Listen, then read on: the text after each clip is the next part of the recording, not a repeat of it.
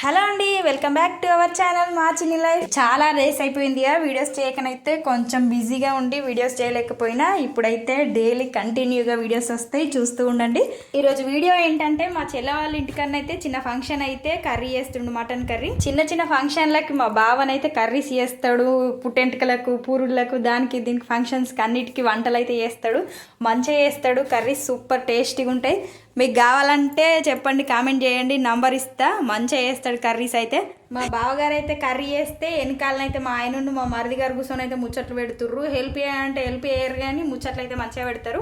Veg అయినా non veg అయినా సూపర్గా వంట చేస్తాడు మా బావ.